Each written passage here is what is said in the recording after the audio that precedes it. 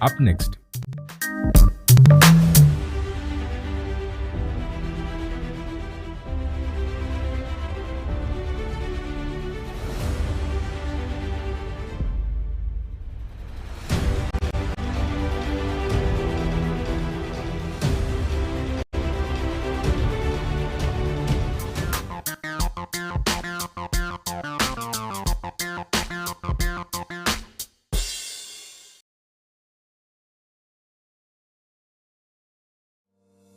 Church of Uganda, in its religious adventure of lending a helping hand, has over the years been pivotal in the affairs of Ndejje University. The Anglican University, after proving its worth as an offspring of the Church of Uganda, found it justifiable to give back to the hands that fed it. While in his residence at St. Andrew's Cathedral, Right Reverend Dr. James Bukomeko welcomed a contingent from Ndejje University. The team was led by the Deputy Vice Chancellor, Dr. Frederick Kakembo, in a venture that would yield great fruits. Among the deliberations were the trainings given to diocese affiliates in projects that would skill both men and women. At a time when the art of ICT rules the world, the institution of learning took men through the packages of ICT among various skills that exposed them to the era of the computer. The women of the diocese embraced waste management by learning skills that got them to appreciate how rubbish would turn to lavish. With an aim of eradicating poverty, women were as well taught how to make income-generating briquettes from what many called waste. If two heads are better than one, then Ndejje University and Church of Uganda are a march of success.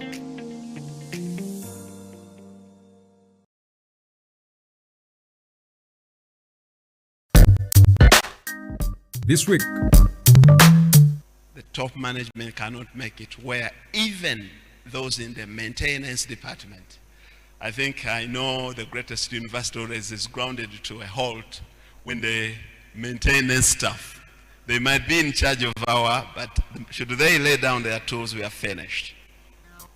Two,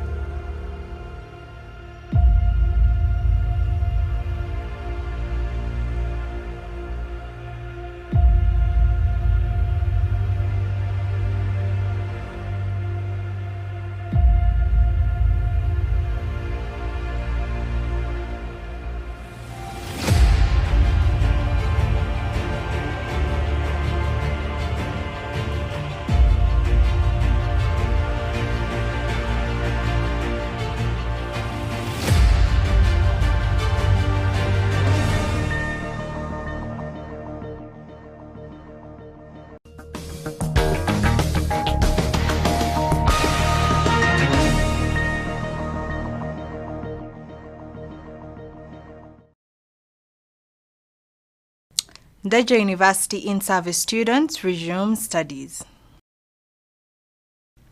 Make Zonal Industrial Hub Initiative a success story, Ms. Jane Bariche tells beneficiaries. Private schools reject the 2023 fees limits set by the government.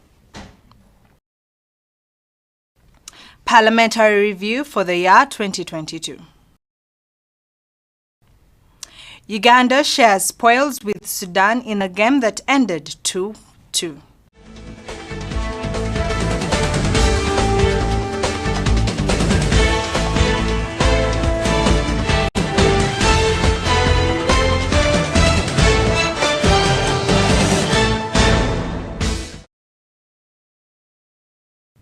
Welcome to Ndejje University Television. My name is LONA KASASA Jemima, and this is Live at 8. Here are the news in details. Ndejje University in-service students have resumed their studies. These are working class people who have decided to upgrade and add value to their course. Studies will be ongoing from the studies will be ongoing for 2 weeks and examinations will take place for 1 week. Ansel Mojaru with more on the story. Because once you are teach, the boss is backing at you.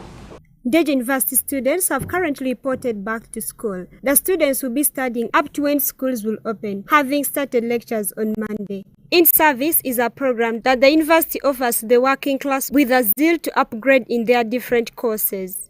University, we are having the in-service students who started on the 2nd, they reported on the 2nd, and the lectures started on the 3rd.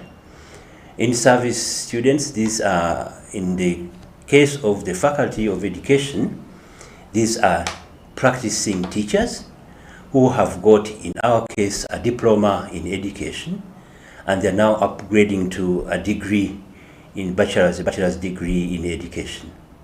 According to the Dean Faculty of Education, the in-service students always report when other students are for holidays, and their studies will run for 3 weeks. Yes, the students now reported on the 2nd, and they're going to stay here up to the 27th of January. That is a total of 3 weeks.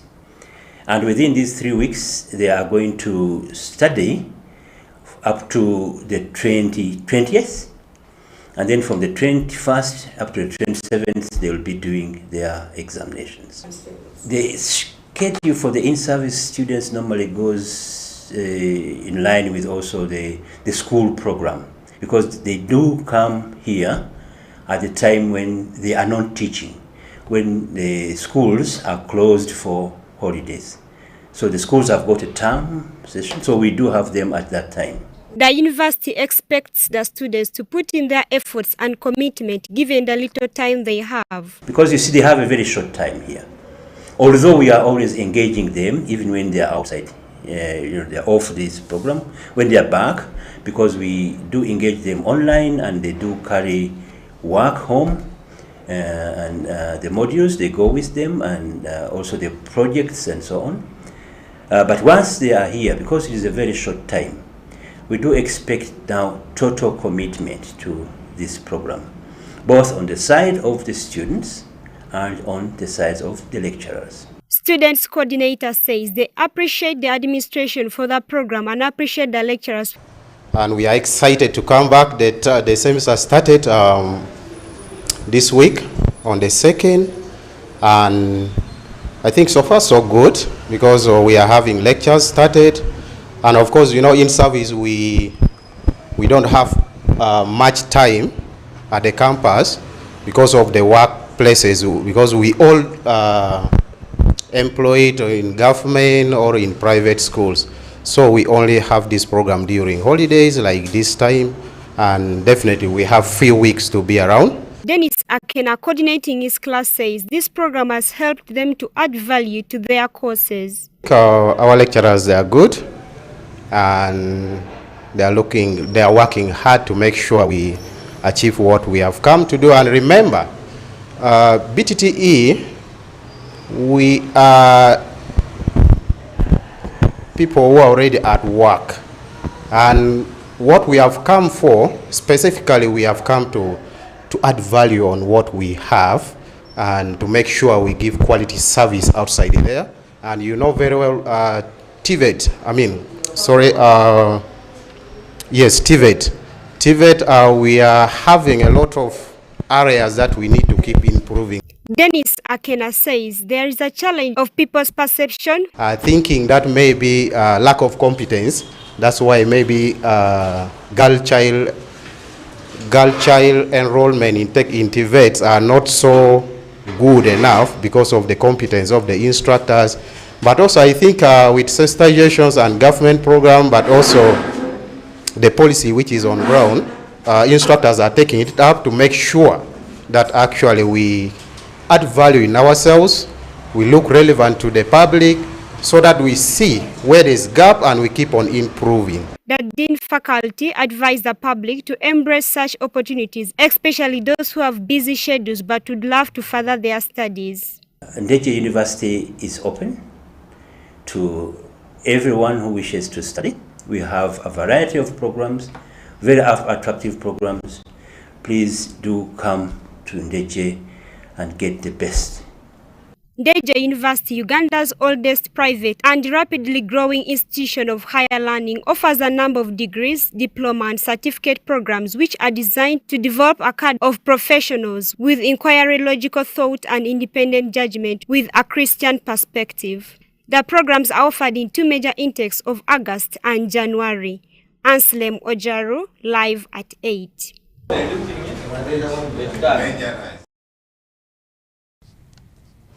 The State House Comptroller, Ms. Jen Bariche, has tasked the youth to make the Zonal Industrial Hub initiative a success story so as to push Uganda's socio-economical transformation agenda. Sarah Chirabo has more on the story.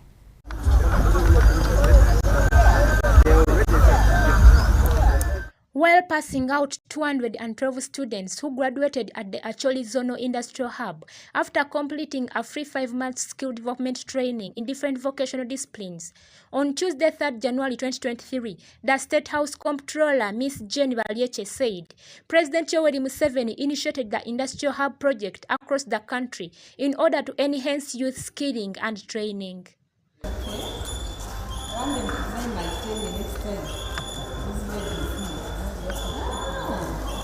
She therefore requested the beneficiaries not to disappoint the president by making the initiative a success story. Take this opportunity to thank the president, who doesn't sleep, all the time thinking about this country, how do we improve its economy, and he brought up this very nice project of skilling the young youth who didn't go to school, who dropped out, who failed because of different reasons that we cannot mention.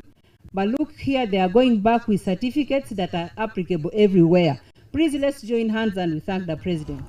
We are the LONA students coming on stage today. Thank you for coming here.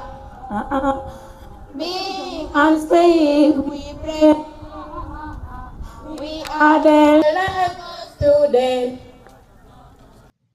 Mr. Odong Jime, the manager of Acholi Presidential Industrial Hub, said that the trainees underwent a free 5-month training starting from 4th August 2022 to 23rd December 2022 and were awarded Directorate of Industrial Training Level 1 certificates. He said, out of the 212 participants, 60 did tailoring, comprising of 4 males and 56 females. 35 males did carpentry, 58 did welding, and 59 did hairdressing. He also commended President Museveni for his great initiative and requested him to increase the number of beneficiaries per intake to be increased from 220 to 500. Today we are here to officially graduate our students who have been undertaking various courses for 5 months. As you've witnessed, so far we have started with only 4 courses, but we request through you that we add more courses, at least to make it 7 or 8. Proposal, Madam Honorable Chief Guest, expansion of the beneficiaries from 220 students to at least 500 students because of the high demand. Concerning a request by Acholi leaders to increase the number of intake in the industrial hub, the comptroller asked them to be patient because the State House has got another industrial hubs across the country they facilitate, yet the funds are still limited. Among others was to increase the capacity to host 500 people.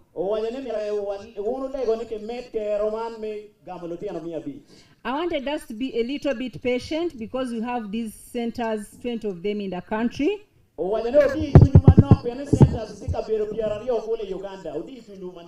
And as my colleague had mentioned, we feed them breakfast to lunch to supper. And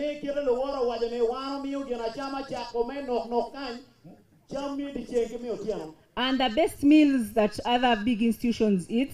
In fact, I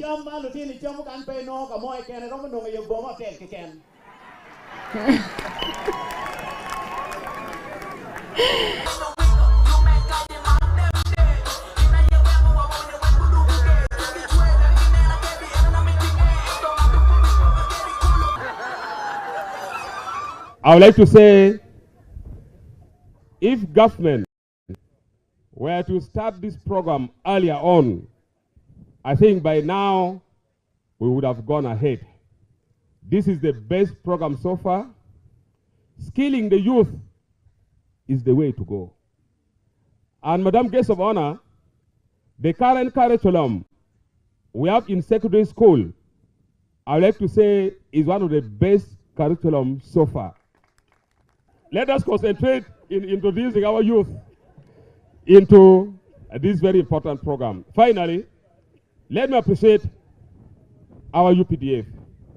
You know, like in Parliament, we have ever witnessed the contract given to UPDF. You find that particular work is well done, not very expensive, cost effective, but if you go to other contractors in the districts and everywhere, they will think of how much to be given to bribe who, and that work will never progress. Therefore, our engineers in the UPDF, I would like to thank you, and I am happy that I'm here. I've now got opportunity to appreciate you, UPDF, at least in two areas now. In terms of security, I'm really so thankful to the government. Now Uganda is well secured, and now in this very important program of skilling our youth.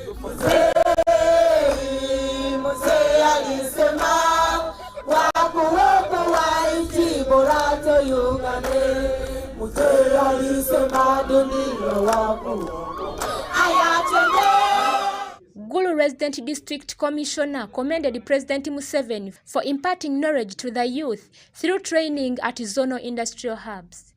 These young men and women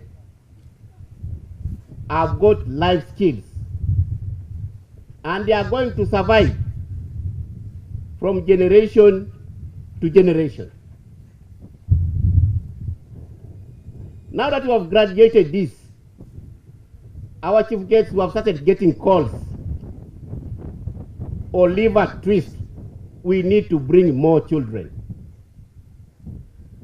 As it was alluded by one of the persons here, that we might have to raise the intake. Other dignitaries present at the event were Honorable Ochola Nancy Odanga, woman member of Parliament for Ramo District, Honorable Oranya Gilbert, member of Parliament for Kirak South Amuru District, Mr. Namala Anthony, the Commissioner Local Government, Mr. Michael Okumu, the Deputy Director of the Directorate of Industrial Training, Engineer Raymond Kamugisha, the Director of Presidential Projects and Industrial Hubs, Mr. Opio Christopher Ateka, the Chairperson at Chole Hub, among others. Sarah Chirabo, live at 8. Thank you very much, Sarah Chirabo. School owners under their umbrella body, the National Private Educational Institutions Association of Uganda, have condemned the government for setting a school fees limit to be paid by learners in the year 2023 without their consent. They expressed their dissatisfaction in a press conference in Kampala on Tuesday, the 3rd of January 2023. Let's have more on the story. Private school owners have expressed their dissatisfaction with the new school fee structure set by the Ministry of Education recently, which they say is inconsiderate of their financial struggles experienced in keeping the schools running. Why do schools increase fees? Everyone must understand. The national chairperson of private schools owners, Hassan Chilabira, said that inflation is the major reason why they keep on increasing school fees. As indicated from the WUBOS report of 2022, it will still indicate to you that inflation stood at 14.5%. Chilabila further asked the Ministry of Education to be considerate of the expenses involved in the new curriculum it sets. Where should we get this money? When you bring a new curriculum, we are talking about skilling. What are we going to use to skill? Are these meager resources able to take us through? If we are partnering with government should seem to be understanding us. And the government, through the policies, it would bring policies that are supporting the industry. The Minister of Education recently issued a statutory instrument guiding schools on fees to be paid by learners in primary schools. For secondary school students, the limit was put at 960,000 Uganda shillings per term for day scholars, while borders were structured at 1.8 million shillings, inclusive of all other school charges. The released fees draft structure further indicates that learners in primary school will be charged not more than 690,000 Ugandan shillings, with additional charges per term, while boarding learners will not exceed 1.2 million shillings. The General Secretary for National Private Educational Institutions Association, Dr. Stephen Wako Muzinge, says that government schools cannot accommodate the increasing number of learners, adding that private schools play a vital role in educating Ugandans. Relating to the population we have, over 18,000 institutions, you realize that the government will never, it has never had, it has no, and will never have capacity to absorb the population of Uganda. However, Joshua Nabuti, a resident of Kayunga, who is also a parent for a pre-primary learner, says that some schools tend to construct beautiful buildings to attract parents and learners, yet their academic standards are not good enough.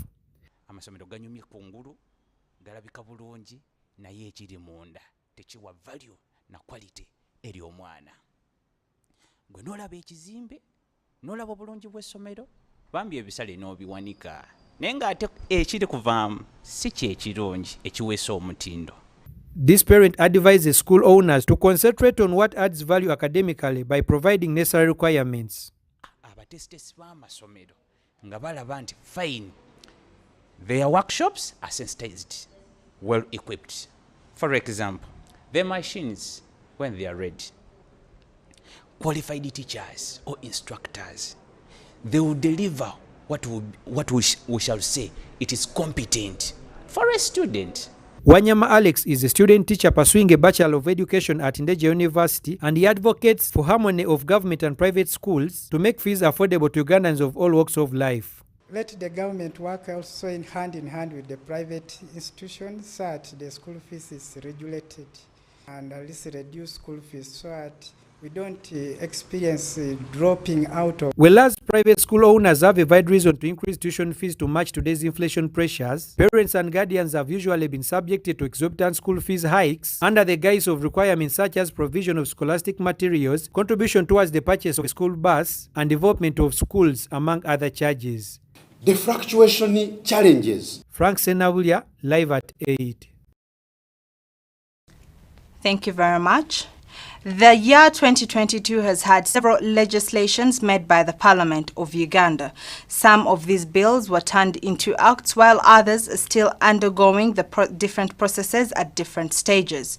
Today, we take a look at the significant occurrences that happened in the Parliament of Uganda in the year 2022.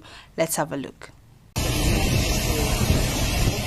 For the first time since its inception, the Ugandan Parliament was faced with a unique challenge in 2022 when it lost a sitting speaker who had to be replaced immediately before burial arrangements. As the parliamentary rules of procedure dictate, Honorable Anita Amongi assumed the speakership of the 11th Parliament with Thomas Tayewa as the deputy speaker after the unprecedented demise of Jacob Olanya, who died in Seattle Hospital in the United States of America, succumbing to cancer. Today we are gathering in this house on a special sitting with grief and sorrow to send off a distinguished colleague.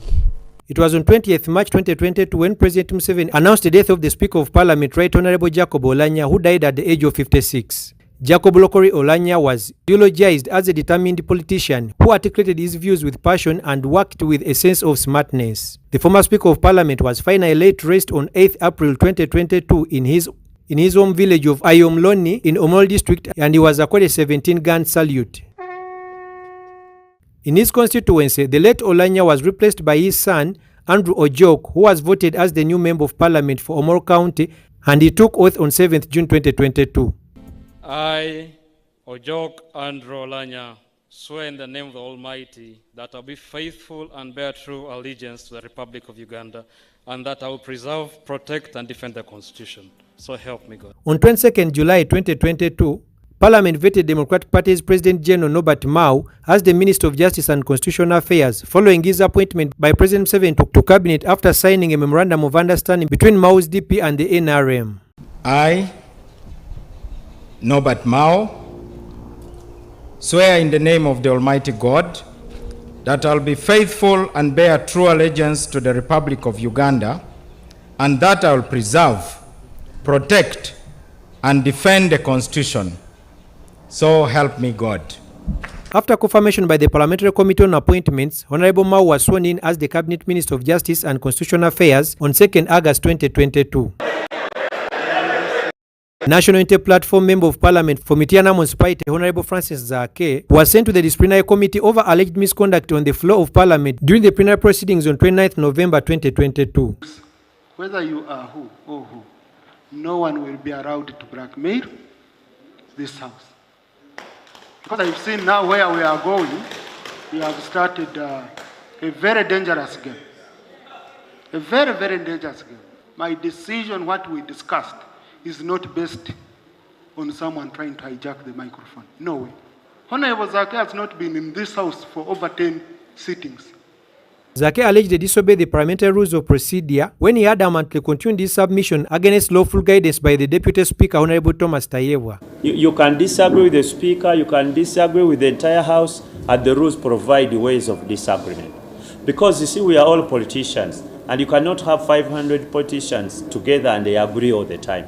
We will have points of disagreement. This was the second time in the same year that Honorable Francis Zake was facing similar charges of parliamentary indiscipline, as he had been sent to the same committee in February 2022 by the Speaker, Honorable Anita Among, for alleged abusive tweets directed to her. The Minister of State for Housing, Honorable Persis Namuganza, faced a censure motion against her following her alleged derogatory remarks and disrespectful conduct. It costs nothing. We don't need to drag this house in this. Can you please stand up and apologize? Right, Honorable and honorable members, if I hurt you in any way, I regret. The censure motion was moved by MP for Agago North County, Honorable John Amos Okot, on Friday 23rd December 2022. I beg to move a motion for resolution of Parliament to pass a vote of censure against Honorable Persis Namuganza, Princess, State Minister for Lands, Housing and Urban Development. Parliament, while considering the report of the ad hoc committee on the Nakawa land allocations, found that Honorable Persis Namuganza, Princess, abused her office and authority by directing Uganda Land Commission to allocate land to entities while purporting to communicate presidential directives which were non-existent, and resolved that Honorable Persis Namuganza, Princess, be held accountable for abuse of office. Namuganza is accused of having insulted the leadership of Parliament for setting up an ad hoc committee to investigate her involvement in the Nakawa land allocations. She is also blamed for having said that Parliament was powerless and unable to censure her. Frank Senabulia, live at 8. And in sports, Uganda Cranes and Sudan Falcons played out a 2-2 draw as the team faced off in a friendly match played in the Jamal Stadium in Tunisia on Tuesday. Let's have more. In the game played at the Jamal Stadium, Uganda led it twice, but Sudan were able to come back and salvage a point. Kalim Watambala opened the scoring as early as the first minute, but Mohamed Abdurrahman leveled matters from the spot when Derek Ndejje fouled in the area. Abdurrahman was able to convert the resultant penalty, sending goalkeeper Nafian Arions the wrong way. Moments later, Ibrahim Olit restored parity for Uganda Cranes thanks to the neat cross from Ndejje, and they held on to lead 2-1 going into the mandatory break. Upon resumption, Sudan were able to find the equalizer through Siding Kua, capitalizing from a mistake by Hilary Mukundani when his attempted long pass failed to reach Moses Ariro. Uganda Cranes coach was impressed with the performance and picked positives despite squandering the lead twice. We have seen 19 players, and this is the most important aspect, that we have checked the players, what are they capable in competitive international match. We have started very well as a house on fire, scoring after 24 seconds has been extreme positive aspect with football and practically with passing, entering in that situation and leading. However, in football is you either win or you learn the lesson. We have drawn, learned the lesson, and we are looking for the next match that is in less than 48 hours ahead of us against Cameroon to improve, correct, and people that are practically we are fighting for the first 11, knowing which players are supposed to be our competitors, who are the players that are our competitors and supposed to wait as an impact of fresh legs. And this is exactly the target we have here in these preparation matches. Olit, one of the goal scorers, believes today's game was important in giving an assessment of where the team stands. Yeah, it was not an easy game, but first of all, we thank Allah for the gift of life and keeping us alive and strong. The game wasn't easy, but we pushed, and we managed to score early goals. Me, I'm happy. I scored, and I'm happy because my teammates all worked together, and we managed to pick this draw from here with Sudan. Uganda Cranes will return to action on Thursday against Cameroon in their second pre-CHAN practice match. The games are aimed at fine-tuning players before the final tournament gets underway in Algeria next week on Friday. Uganda is in Group B alongside the Democratic Republic of Congo, Senegal and Ivory Coast. Sarah Chirabo, Alan Gamol, live at 8. Also in sports, the 2023 Rugby Premier League kicks off on the 14th of January 2023. However, today we take a look at the 2022 review, and we have a look at some of the major events that happened in the Rugby Uganda Premier League. Let's have a look. For Ugandan rugby, the year started with fresh wounds from the passing of an icon, the Rugby Cranes former captain and coach Robert Seguya, who succumbed to leukemia at the age of 43. A beacon would then shine with the signing of a 3-year, 2.6 billion Nile special sponsorship to the Uganda Rugby Premier League, funds that were to cover the running of the league, club incentives and marketing of the sport with activations and media. In some of the Prime League games, Heathens beat known rivals Cobs at Chadondo. Pirates beat Rams at the Kings Park in Boyogerere. The Ginger Hippos defeated Warriors at the Dams Waters, and Mongers edged past Impis in Entebbe. The Heathens would later be crowned champions of the 2022 Nile Special Rugby Premier League at Legends with a game to spare. February closed in, and so did the 2022 Rugby Africa Men's Sevens Cup. That saw the men's national team set off for South Africa, where they camped for 2 weeks courtesy of the Stellenbosch Academy of Sports as they prepared for the event that was held in Kampala. The camp would later pay off as Uganda beat 14 nations in April, including a stunning 50-0 victory over Burkina Faso to reach the semis that qualified them for the 2022 Commonwealth Games in Birmingham, and later beat Kenya in the semis to stretch for the Sevens World Cup. The Rugby Cranes then beat Zimbabwe 26-0 to win the 2022 Africa Men's Sevens Cup in a thrilling final at Chadondo, which was a major highlight for their foreign policy. At the Commonwealth Games in Birmingham, Uganda finished 10th in the men's Rugby Sevens tournament with a 17-31 loss to England in the 9th placement game at the Coventry Stadium. At the World Cup, the Cranes failed to get past Samoa in South Africa but managed to beat Germany 19-12 and win the ball final. And at the World Cup, the Cranes failed to get past Samoa in South Africa but managed to beat Germany 19-12 and win the ball final. Uganda also took part in 2 HSBC tournaments, Dubai and Cape Town, as an invitational side in December. The 15s national team kicked off duty with the appointment of Fred Mudola as the new coach, and among his early assignments was to name a Rugby Cranes 15 squad for the 2022 Rugby Africa Cup, which was a pathway to the World Cup in France. The Rugby Cranes' dream of the World Cup was tainted after a 42-7 loss to neighbors Kenya in the quarterfinals. The National Sevens saw Ginger Hippos crowned champions for the first time in their history after a doubtful start to the series against opposition from strongholds like Heathens, Cobs and Pirates, who are dominants in both the 7s and 15s. To win the title, the Hippos reached 5 finals out of the 7 circuits. And very serious.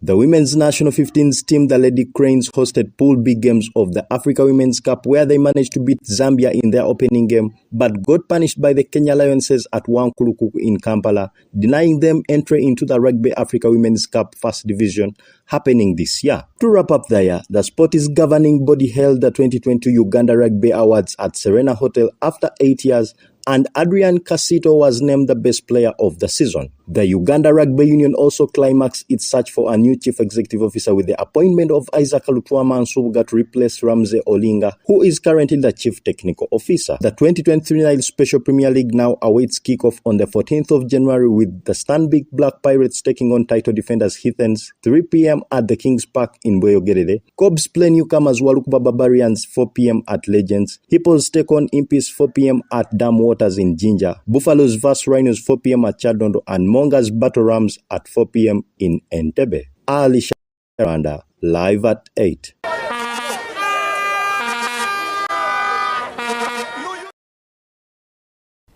Thank you very much for watching. This has been Live at 8. Until tomorrow, same time, same station.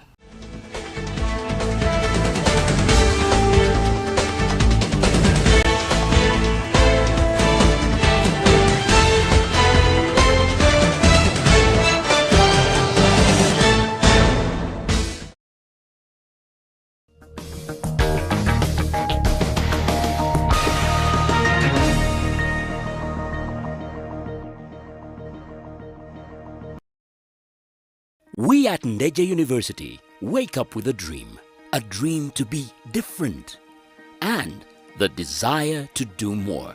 That's why we never give up on those that dream with us.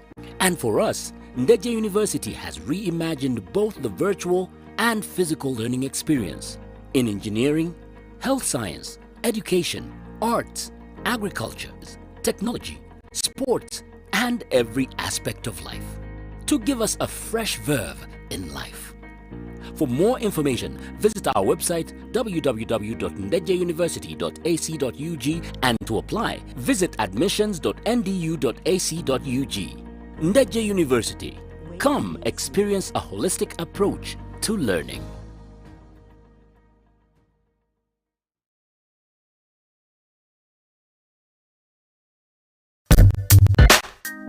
This week, Omulabi wa Ndejje University TV niyo program obulamu zaabu. These are the patients. You can see it's the doctor's room. Era bano swali natural way. Kimu kyakuna kubereka emmere leeta amaanyi. Mweno program tugenda batukutuusaako abasawo abakugu ab'enjawulo. Oxygen will then come from the bag to the patient.